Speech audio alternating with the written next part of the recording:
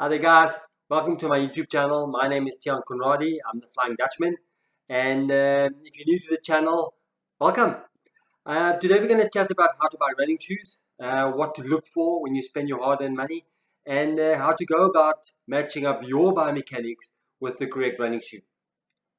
I've been around running shoes for about 17 years, from selling them on the floor in local running shops to representing brands here in South Africa to eventually owning my own running shop.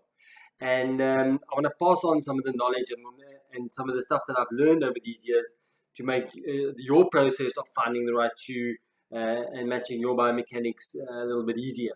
Running is an impact sport because you've got about 3 times your body weight coming down on your foot as you make contact with the ground. And the way that you run is effectively your body's way of dealing with that impact. Your mechanics, the way your mechanics function, the way your gait looks out there on the road when you run, that's how your body deals with that impact. Now, mine is different, and the next person's is different as well. We're all different because our bodies deal with that impact in a different way. So when you look for running shoes, when we recommend running shoes, we have to look, you want to look at something that's going to complement your biomechanics, not something that's going to fight it or that's going to try and control your mechanics. You want something that's going to complement the process, that's going to help the process, and that's not going to provide a resistance. For example, if my forefoot mechanics is fairly stiff and rigid and can't bend and flex properly, then I can't run in a shoe that's going to expect my foot to bend and flex properly. Right? Makes sense. So I want to be, in that case, I want to be in a shoe that's going to help that limitation I've got in my mechanics. So you've got a shoe here that's highly sprung in the toe, a shoe that's fairly stiff. So this is going to help me get over and give some toe off and propulsion to my stride.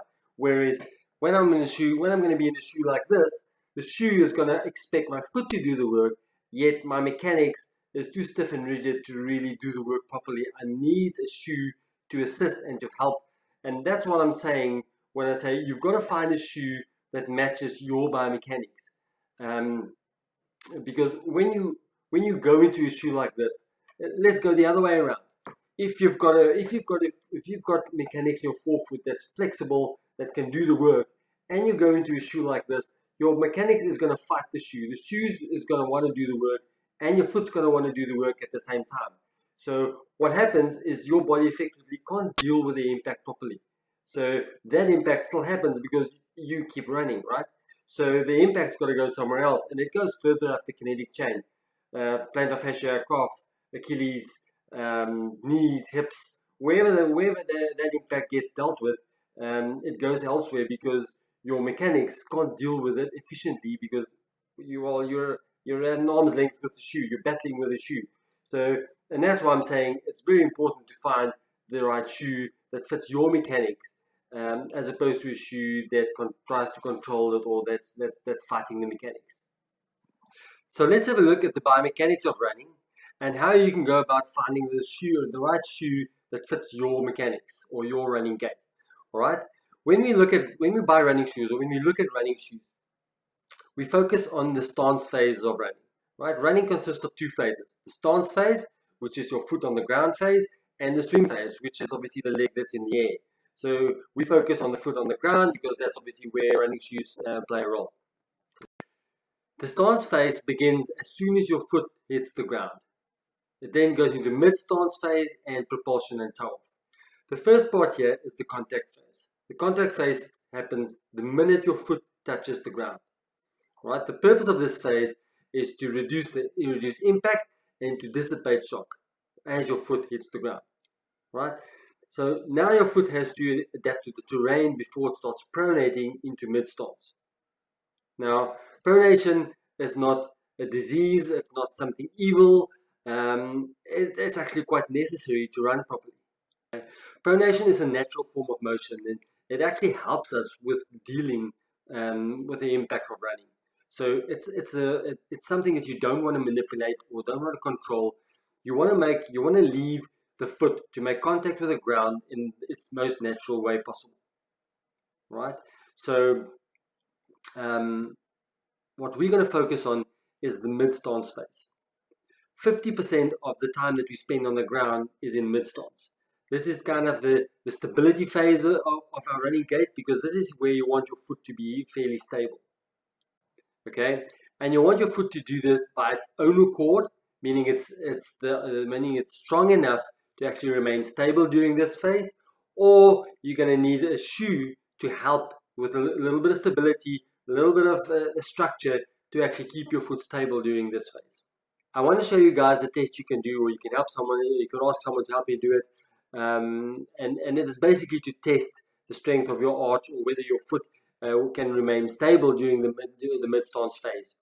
And it's very simple. You put your fingers under the arch, and you stand on your one leg, bend your knee forward, and you'll either see your knee track in, and your arch will drop onto your fingers. You'll feel pressure on your fingers, which will suggest that your foot cannot remain stable during that phase, and you're going to need a shoe that's a little bit more structured, or a little bit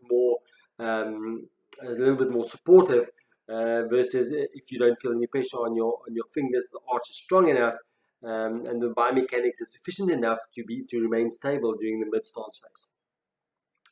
Right. So again, it's a little test that we do to match up a specific shoe with your specific biomechanics. The last part of your gait we're going to look at is the propulsion phase. It basically starts the minute your heel lifts off the ground. What happens is the bones in your foot tacks closely together, which creates a lever that you can use to toe off and push yourself forward.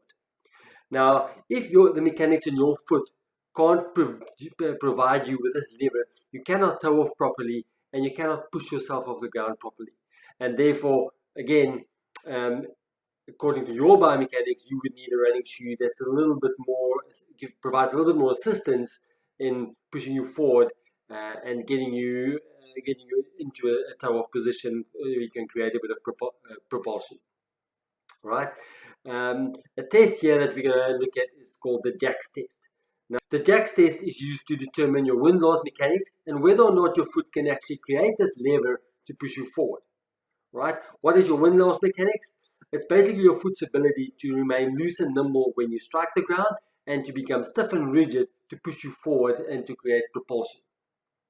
When those mechanics in your foot doesn't work or doesn't function properly, then your body has to compensate, and that normally happens further up the kinetic chain.